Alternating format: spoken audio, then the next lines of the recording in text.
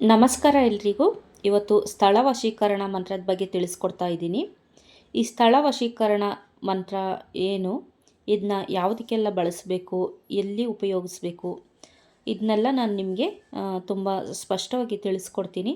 ಆದ್ದರಿಂದ ಯಾರೂ ವಿಡಿಯೋನ ಸ್ಕಿಪ್ ಮಾಡಬೇಡಿ, ಫುಲ್ ವಿಡಿಯೋ ನೋಡಿ. ಈ ಮಂತ್ರ ನಿಮಗೆ ತುಂಬ ಉಪಯೋಗಕ್ಕೆ ಬರುತ್ತೆ ಅಂತ ಅಂದ್ಕೊಂಡಿದ್ದೀನಿ. ತುಂಬ ಇಂಟ್ರೆಸ್ಟ್ ಆಗಿರುತ್ತೆ ಇದನ್ನ ನೋಡಿ. ಯಾಕೆ ಅಂತ ಹೇಳಿದ್ರೆ, ನಾವು ವಾಸಿಸೋ ಮನೆ ಇರ್ಬೋದು, ಅಥವಾ ತಗೊಂಡಿರೋ ಜಾಗ ಇರ್ಬೋದು, ಅಥವಾ ನಮ್ಮ ಕೃಷಿ ಭೂಮಿನೇ ಇರ್ಬೋದು. ಕೆಲವೊಂದು ಸರಿ ಇದರಿಂದೆಲ್ಲ ಸಾಲಗಳೇ ಆಗ್ತಾ ಇರುತ್ತೆ, ನೆಮ್ಮದಿ ಅನ್ನೋದಿರಲ್ಲ. ಅಂಥ ಸಂದರ್ಭದಲ್ಲಿ ಒಂದು ಯಂತ್ರದಿಂದ ಮಂತ್ರದಿಂದ ಇದು ನಿವಾರಣೆ ಆಗುತ್ತಾ ಅನ್ನೋದು ಒಂದು ಯಕ್ಷ ಪ್ರಶ್ನೆ ಇರುತ್ತೆ ನಿಮಗೆ. ಖಂಡಿತವಾಗ್ಲೂ ಆಗುತ್ತೆ. ಯಾಕೆಂತೇಳಿದ್ರೆ, ಇದನ್ನ ನೀವು ಅಭ್ಯಾಸ ಮಾಡಿದಾಗ ನಿಮಗೆ ನಿಮ್ಮಲ್ಲಾಗೋಂಥ ಚೇಂಜಸ್ಗಳು ಗೊತ್ತಾಗುತ್ತೆ. ಆಗ ಖಂಡಿತವಾಗ್ಲೂ ನೀವು ಒಂದು ಒಳ್ಳೆ ಹೆಜ್ಜೆ ಇಟ್ಟಿದ್ದೀರಾ ಅಂತ ನಿಮ್ಗೆ ಅನಿಸುತ್ತೆ.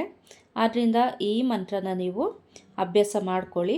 ಹಾಗೆ ಸ್ಥಳ ವಶೀಕರಣದ ಬಗ್ಗೆ ಯಂತ್ರ ಕೂಡ ಹಿಂದಿನ ವೀಡಿಯೋಗಳಲ್ಲಿ ಹಾಕಿದ್ದೀನಿ ನಾನು, ಅದನ್ನು ಒಂದು ಸರಿ ಚೆಕ್ ಮಾಡಿ. ಅದು ಮತ್ತು ಈ ಮಂತ್ರ ಎರಡನ್ನೂ ಸೇರಿಸಿ ಮಾಡಿದಾಗ ನಿಮಗೆ ಬೇಗ ರಿಸಲ್ಟ್ ಅನ್ನೋದು ಸಿಗುತ್ತೆ. ಆದ್ದರಿಂದ ನೀವು ಆ ವಿಡಿಯೋನೂ ನೋಡಿ, ಅದ್ರ ಜೊತೆಗೆ ಈ ವಿಡಿಯೋನೂ ನೋಡಿ. ಬನ್ನಿ, ಆಗಿದ್ದರೆ ಸ್ಥಳ ವಶೀಕರಣ ಅಂದರೆ ಏನು, ಸ್ಥಳನ ವಶೀಕರಣ ಮಾಡ್ಕೊಳ್ಳೋದು ಅಂತೇಳಿದ್ರೆ ಜಾಗನ ನಮ್ಮ ವಶೀಕರಣ ಏನಾದ್ರು ಮಾಡ್ಕೋಬೇಕಾ ಅಂತ ಕೆಲವರಿಗೆ ಪ್ರಶ್ನೆಗಳಿರುತ್ತೆ. ಅದು ಯಾವ ರೀತಿಯಿಂದ ನಾನು ತಿಳಿಸ್ಕೊಡ್ತೀನಿ.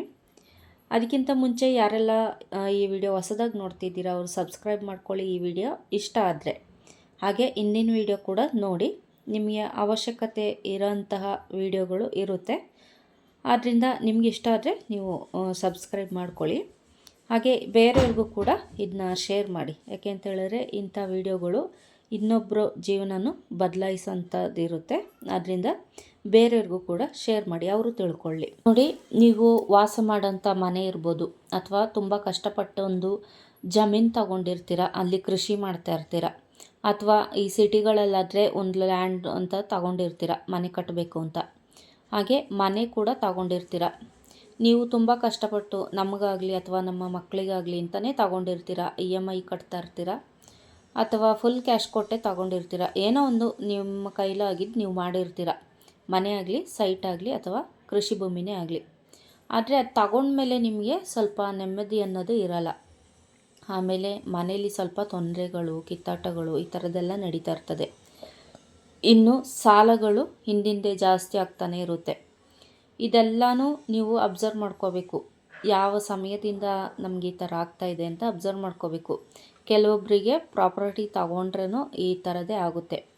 ಒಂದು ಒಳ್ಳೆ ಭೂಮಿ ಅಂತ ಇರುತ್ತೆ, ಅಂಥದ್ದೇನಾದ್ರು ತಗೊಂಡ್ರೆ ಅವರು ಇನ್ನೂ ಅದಕ್ಕೆ ಜೊತೆಗೆ ಇನ್ನೂ ಸ್ವಲ್ಪ ಲ್ಯಾಂಡ್ಗಳನ್ನ ಪರ್ಚೇಸ್ ಮಾಡ್ತಾರೆ.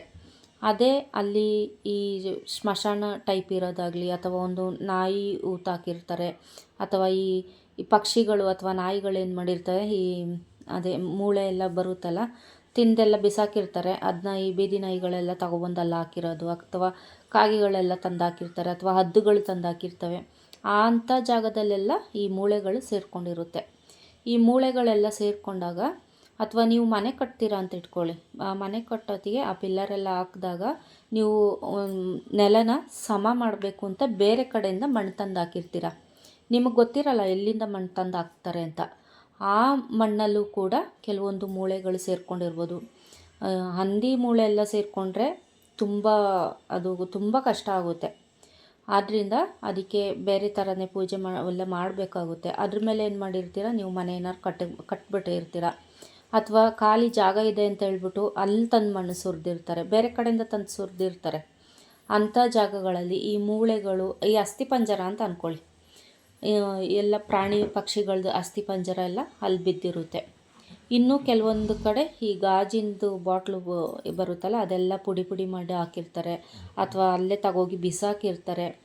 ಆಮೇಲೆ ಹಳ್ಳಿ ಕಡೆ ಎಲ್ಲ ಸಿಗುತ್ತೆ, ಈ ಜಾಲಿ ಮುಳ್ಳು, ಕಾರೆ ಮುಳ್ಳು ಅಂತೆಲ್ಲ ಬರುತ್ತೆ. ಅಂಥದ್ದೆಲ್ಲ ಏನಾಗಿರುತ್ತೆ, ಅಲ್ಲಿ ಬೆಳ್ಕೊಂಡಿರುತ್ತೆ, ಅದನ್ನ ಕಡ್ದಾಕಿರ್ತಾರೆ. ಆ ಮುಳ್ಳೆಲ್ಲ ಏನಾಗಿರುತ್ತೆ, ಭೂಮಿಗೆ ಸೇರಿಕೊಂಡಿರುತ್ತೆ. ಇಂಥ ಸಂದರ್ಭದಲ್ಲಿ ನಿಮಗೆ ಗೊತ್ತಿರಲ್ಲ, ನೀವೇನಲ್ಲಿ ಭೂಮಿನೆಲ್ಲ ಅಗ್ದು ನೋಡಿ ಜಾಗ ತಗೊಳ್ಳಲ್ಲ, ಯಾರು ಪರ್ಚೇಸ್ ಮಾಡಲ್ಲ. ಅಥವಾ ಈ ಕೃಷಿ ಭೂಮಿ ಅಂತಲೇ ಇಟ್ಕೊಳ್ಳಿ, ಯಾರೋ ಅವ್ರ ತಾತನ ಕಾಲದ ಅವ್ರ ಅಪ್ಪನ ಕಾಲದಲ್ಲಿ ಯಾರು ತೀರೋಗಿದ್ರೆ ನಮಗೆ ಜಮೀನಿದೆ, ಜಮೀನಲ್ಲೇ ಉಳ್ತೀವಿ ಅಂತ ಅವ್ರನ್ನ ಊದ್ಬಿಟ್ಟಿರ್ತಾರೆ. ಮುಂದೆ ಮಕ್ಕಳಿಗೆ ಅದು ತೊಂದರೆ ಆಗ್ತಾ ಆಗ್ತಾ ಏನಾಗುತ್ತೆ, ಇವರಿಗೆ ಕಷ್ಟ ಅಂತ ಬರುತ್ತೆ, ಆ ಜಮೀನು ಮಾರಬೇಕು ಅಂತ ಇರ್ತಾರೆ. ಆ ಜಮೀನು ಮಾರಬೇಕು ಅಂತಿರೋತ್ತಿಗೆ ಪಾಪ ಯಾರೊಬ್ಬರು ಪರ್ಚೇಸ್ ಮಾಡಿಬಿಡ್ತಾರೆ ಅದನ್ನ, ಹೆಂಗೋ ಜಮೀನು ಸಿಗ್ತಲ್ಲ ಅಂತ. ಆಮೇಲೆ ಏನಾಗುತ್ತೆ, ಇದು ಅವ್ರ ಜಮೀನು, ಇವ್ರು ತಗೊಂಡಿರ್ತಾರೆ. ಈ ಜಮೀನು ತಗೊಂಡಾದ್ಮೇಲೆ ಇವ್ರಿಗೆ ತೊಂದರೆಗಳು ಸ್ಟಾರ್ಟ್ ಆಗುತ್ತೆ. ಇನ್ನಲ್ಲಿ ಬೇರೆ ಜಮೀನಾಗಲಿ, ಜಾಗದಲ್ಲಾಗಲಿ ಅಥವಾ ಮನೆಗಳಲ್ಲಾಗಲಿ ಈ ಅರಳಿ ಮರ, ಆಲದ ಮರ ಮತ್ತು ಈ ಹುತ್ತಗಳೆಲ್ಲ ಇರುತ್ತೆ. ಅಂಥ ಮರಗಳನ್ನ ಇವ್ರು ಕಡ್ದುಬಿಟ್ಟಿರ್ತಾರೆ. ಅದರಿಂದ ಇವರು ಫ್ಯಾಮಿಲಿಲಿ ಅಪಾಯ ಆಗ್ತಾ ಇರ್ತಾರೆ. ಇವ್ರು ನಾಜೂಕಾಗಿ ಆ ಜಮೀನನ್ನ ಸೇಲ್ ಮಾಡಿಬಿಡ್ಬೇಕು ಅಂತ ಮಾಡ್ತಾರೆ. ತಗೊಳ್ಳೋರು ಎಲ್ಲ ಸೂಕ್ಷ್ಮವಾಗಿ ಗಮನಿಸಿ ತಗೊಳ್ಳೋರು ಇರ್ತಾರೆ. ಏನೂ ಗೊತ್ತಿಲ್ಲದೆ ಒಂದು ಲ್ಯಾಂಡ್ ತಗೋಬೇಕು ಅಂತ ಇತ್ತು, ತಗೋತೀವಿ ಅಂತ ಹೇಳೋರು ಇರ್ತಾರೆ. ಎಲ್ಲರೂ ತುಂಬ ಬುದ್ಧಿವಂತಿಕೆಯಿಂದ ಅದನ್ನೆಲ್ಲ ಏನು ಅಬ್ಸರ್ವ್ ಮಾಡಲ್ಲ.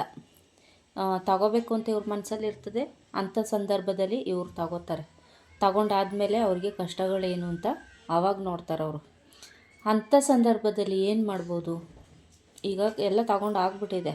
ಒಂದು ಇವ್ರು ಆಗುತ್ತೆ ಇನ್ನೊಬ್ಬರಿಗೆ, ಆದರೆ ಇವ್ರಿಗೆ ಇಷ್ಟ ಇರೋಲ್ಲ. ಯಾಕೆಂದರೆ ಕಷ್ಟಪಟ್ಟು ತೊಗೊಂಡಿರ್ತಾರೆ, EMI ಹಾಕ್ಕೊಂಡು ತೊಗೊಂಡಿರ್ತಾರೆ, ಏನೋ ನಮ್ಗೆ ಬೇಕು ಅಂತ ತೊಗೊಂಡಿರ್ತಾರೆ. ಅಂಥ ಸಂದರ್ಭದಲ್ಲಿ ಮತ್ತೆ ಮಾರಬೇಕು ಅಂತ ಹೇಳಿದ್ರೆ ಮಾರೋರು ಮಾರ್ತಾರೆ, ಮಾರೋದಿಲ್ಲದವರು ಈ ಜಮೀನಿಂದನೇ ಈ ಥರ ಆಯಿತು, ಮನೆಯಿಂದನೇ ಈ ಥರ ಆಯಿತು, ಅಥವಾ ಸ್ಥಳ ಜಾಗ ತಗೊಂಡಿದ್ದೀವಿ ಸೈಟಿಂದ, ಇದರಿಂದ ಈ ಥರ ಆಯಿತು ಅಂತ ಎಲ್ಲರಿಗೂ ಗೊತ್ತಾಗಲ್ಲ. ಅಂಥ ಸಂದರ್ಭದಲ್ಲಿ ಬರೀ ನೋವು, ದುಃಖ, ಸಾಲ ಇಂಥದ್ದನ್ನೇ ಅನುಭವಿಸ್ತಾ ಇರ್ತಾರೆ. ಆದ್ದರಿಂದ ನೀವು ಈ ಮಂತ್ರನ ನೀವು ಸಿದ್ಧಿ ಮಾಡ್ಕೋಬೇಕು.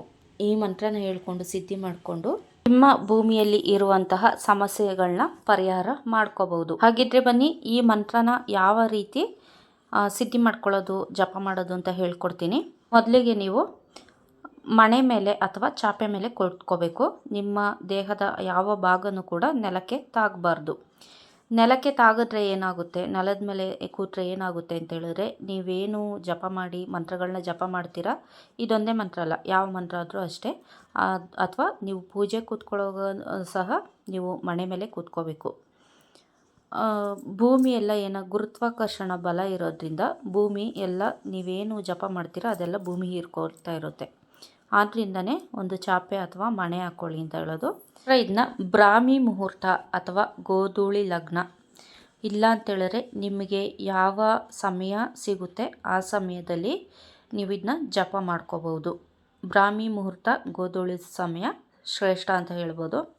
ಅದು ಬಿಟ್ಟರೆ ನಿಮ್ಮ ಸಮಯ ಯಾವ ಸಿಗುತ್ತೆ ಆ ಸಮಯದಲ್ಲಿ ನೀವು ಜಪ ಮಾಡ್ಕೊಳ್ಳಿ. ನೀವು ದೇವ್ರ ಮನೆ ಹತ್ರ ಜಪ ಮಾಡ್ಬೋದು, ಅಥವಾ ನೀವೇನು ಪೂಜೆ ಮಾಡ್ತೀರಾ ಆ ಸ್ಥಳದಲ್ಲಿ ಜಪ ಮಾಡ್ಬೋದು, ಅಥವಾ ಮಾಡಿ ಮೇಲೆ ಕೂಡ ನೀವು ಜಪ ಮಾಡ್ಬೋದು, ಅಥವಾ ರೂಮಲ್ಲಾದರೂ ಕೂತ್ಕೊಂಡು ಜಪ ಮಾಡ್ಬೋದು. ಒಟ್ಟಲ್ಲಿ ನಿಶ್ಶಬ್ದವಾಗಿರಬೇಕು. ನಿಮಗೆ ಯಾರು ಯಾವುದೇ ಕಾರಣಕ್ಕೂ ತೊಂದರೆಗಳನ್ನ ಕೊಡಬಾರ್ದು. ಅಂಥ ಸ್ಥಳದಲ್ಲಿ ಕೂತ್ಕೊಂಡು ಜಪ ಮುಂದುವರಿಸಿ. ಜಪ ಮಾಡೋಕ್ಕೆ ಮುಂಚೆ ನೀವು ನಿಮ್ಮ ಇಷ್ಟ ದೇವರು, ಗುರುಗಳು ಮತ್ತು ನಿಮ್ಮ ಕುಲದೇವರು, ಗೃಹ ದೇವರು ಯಾರು ಇರ್ತಾರೆ ಅವರಿಗೆ ಪೂಜೆ ಮಾಡಬೇಕು. ಪೂಜೆ ಎಲ್ಲ ಆದ ನಂತರ ನೀವು ಈ ಜಪ ಮಾಡಬೇಕು.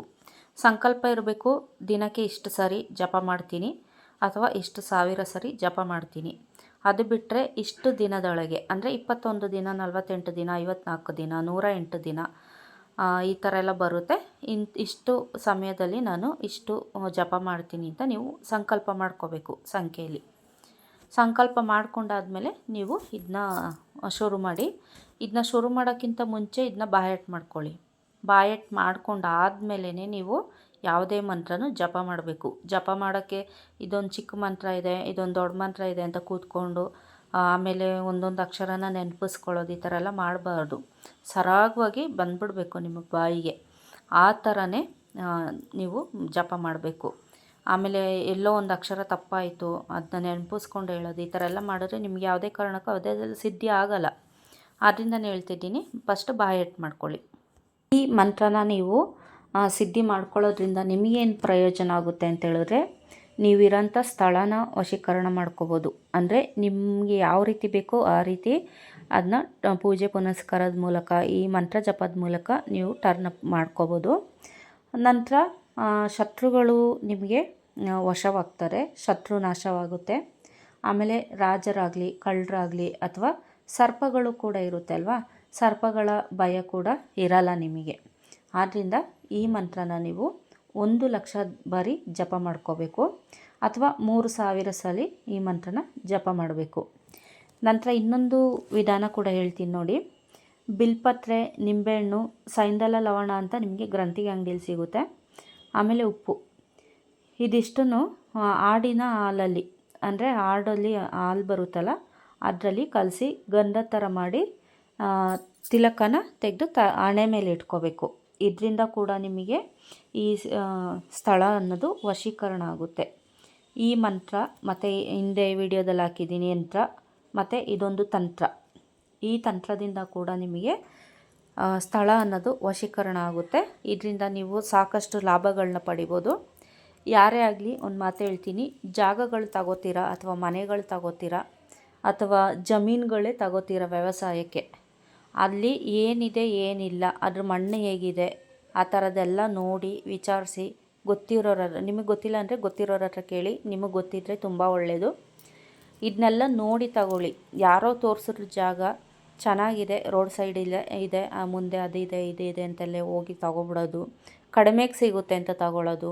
ಅದರಿಂದ ಕಷ್ಟ ಏನು ಕಡಿಮೆ ತಗೊಂಡಿರ್ತೀರ ಅದರಷ್ಟರಷ್ಟು 10ರಷ್ಟು ನೀವು ಖರ್ಚು ಮಾಡಬೇಕಾಗುತ್ತೆ. ಅಂದರೆ ನಿಮಗೆ ನಷ್ಟ ಆಗೋಂಥ ಚಾನ್ಸಸ್ ಇರುತ್ತೆ. ಆದ್ದರಿಂದ ಒಂದು ಸ್ಥಳ ತಗೊಳ್ಳಿ, ಮನೆ ತಗೊಳ್ಳಿ ಅಥವಾ ಒಂದು ಜಮೀನೇ ತಗೊಳ್ಳಿ, ನಿಮ್ಮ ಉಪಯೋಗಕ್ಕೆ, ನಿಮ್ಮ ಮಕ್ಳಿಗೋಸ್ಕರ ಮುಂದೆ ಉದ್ಧಾರ ಆಗಲಿ ಅಂತ ತಗೊಂಡಿರ್ತೀರ, ಅದನ್ನ ಅದೇ ರೀತಿ ಆಗಲಿ, ಉದ್ಧಾರ ಆಗಲಿ, ಅದು ಬಿಟ್ಟು ನಿಮಗೆ ತೊಂದರೆ ಕೊಡೋ ರೀತಿ ಇರಬಾರ್ದು. ಅದಕ್ಕೆ ಸೂಕ್ಷ್ಮವಾಗಿ ಪರಿಶೀಲನೆ ಮಾಡಿ ತಗೊಳ್ಳಿ. ಈ ವಿಡಿಯೋ ನಿಮಗೆ ಇಷ್ಟ ಆದರೆ ಲೈಕ್ ಮಾಡಿ, ಶೇರ್ ಮಾಡಿ, ಹಾಗೆ ಸಬ್ಸ್ಕ್ರೈಬ್ ಮಾಡೋದು ಮರಿಬೇಡಿ. ಮುಂದಿನ ವಿಡಿಯೋದಲ್ಲಿ ಸಿಗೋಣ. ಧನ್ಯವಾದಗಳು.